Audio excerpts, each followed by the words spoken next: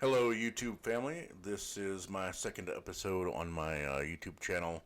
Please, if you like the videos, like, subscribe. You can ring the bell for notifications.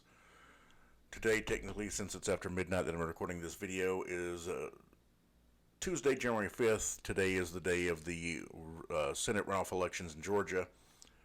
And tomorrow is January 6th, when this Senate will certify that Joe Biden is the president-elect from the 2020 election.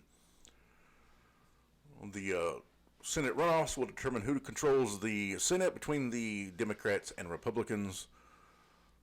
And you have the two GOP incumbents, Loeffler, who has never won an election. She was appointed to her seat, and David Perdue, who is an incumbent, who did win his election to have the seat that he's defending. And Trump held a rally in Georgia after a leaked phone call with Brad Raffensperger, the Secretary of State of Georgia, where Trump threatened the Secretary of State with criminal action, accusing him of releasing fraudulent voter data, claiming that Donald Trump actually won the state. And they are... for some reason, these far-right Republicans who are running the state are choosing to make Joe Biden the winner of the state on their own, according to Trump. Trump pleaded on the phone call with Raffensperger to find 11,780 votes. Very specific number. Trump wants enough votes to make him the winner in Georgia. Why Trump wants to be the winner in Georgia, I don't know. Because if Trump won Georgia, he still loses the election. It makes no sense. Donald Trump makes no sense. Right now, he's a worm on a hook trying to squirm and figure a way off. And Donald Trump lost. He hates losing, obviously, and he didn't want to be a loser.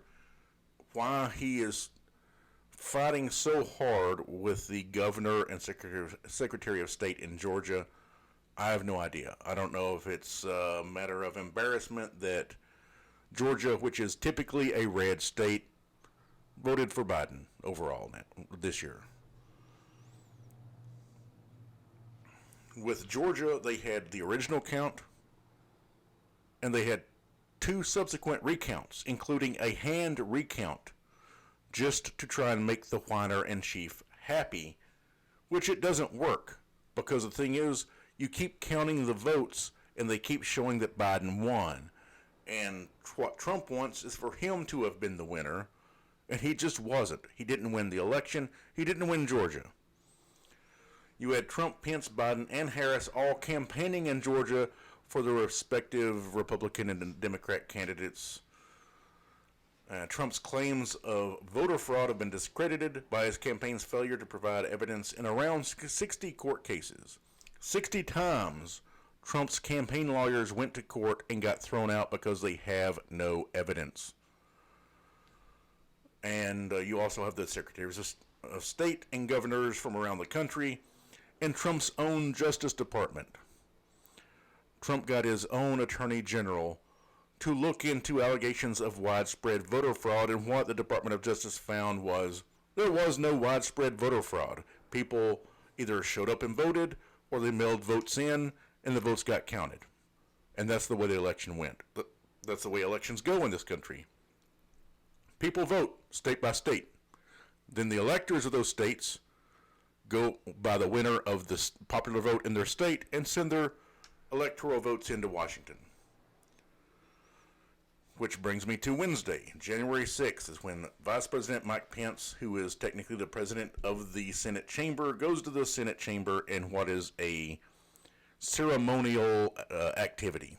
All they're doing is certifying the electoral college votes in the Senate officially, and it really has little bearing on anything. It's a ceremonial thing, it's tradition, it's derived from the 12th Amendment of the Constitution, and all Vice President Mike Pence is doing is unsealing the ballots of the electoral votes. The Senate's going to count the votes and verify that Joe Biden won the 2020 election with 306 electoral votes.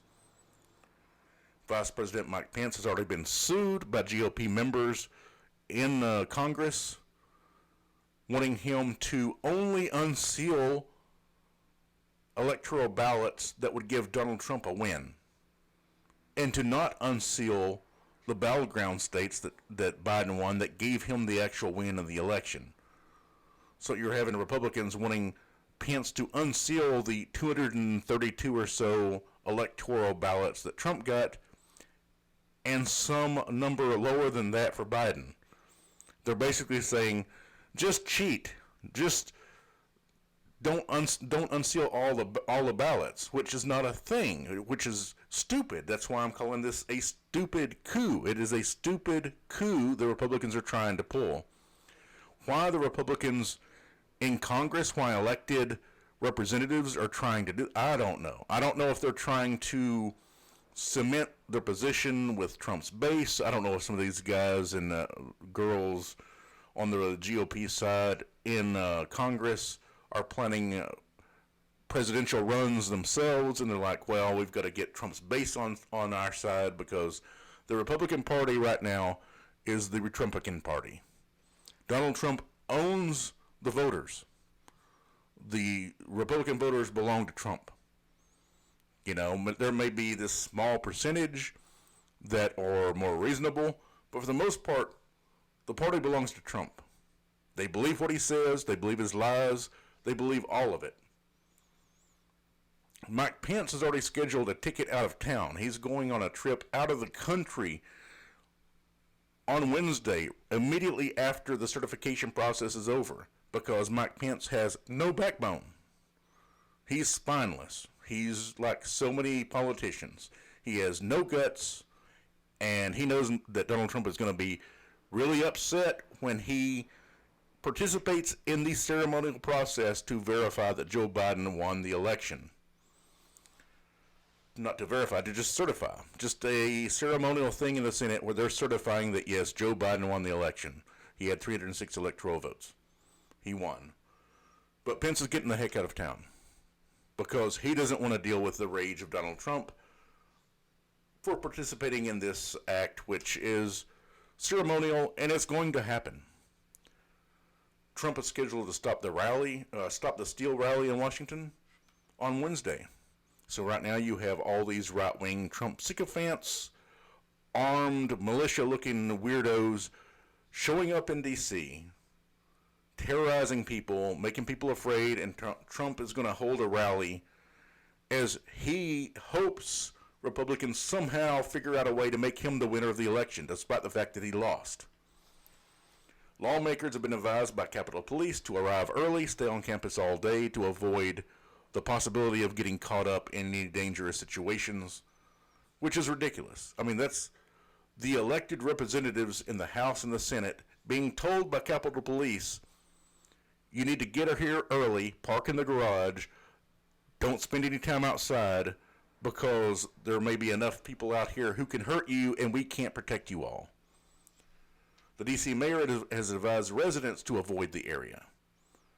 I mean, this is what our country has come to. We have a wannabe dictator who's currently the president, who is right now fighting, trying to find a way to not lose the election that he lost, to somehow win an election that he lost by a democratic method. So these right-wing nut jobs are going to Washington to participate in this the Stop the Steal rally for Trump. You have around 140 GOP members in the House who have said they will oppose certifying the electoral votes. Around 140 GOP members of the House are saying they will oppose this. At least 11 senators have said they will object to the certification of the electoral votes. That's around 140 in the House, 11 in the Senate. GOP men and women, elected representatives, who are claiming that they want an investigation into voter fraud before any of the electoral votes get certified. Not a thing. It's not really a thing. I mean, like I said, what's going on Wednesday, January 6th, is a ceremonial thing. It's ceremony. It's dog and pony show. It really doesn't mean anything. They've already got the electoral votes in Washington. They've already verified there were no faithless electors, and Joe Biden won the election with 306 electoral votes. What the representatives and senators can do is delay the certification process. They can object to the certification, then they can go to the respective chambers and debate. And I think it's around an hour, 2 hours, they can delay the certification, but then that's it. It's going to happen. There's no stopping it. There's no only opening electoral ballots for Trump. There's none of that. At the end of the day, the electors' votes are going to be certified. Joe Biden's going to be the president because he won the election.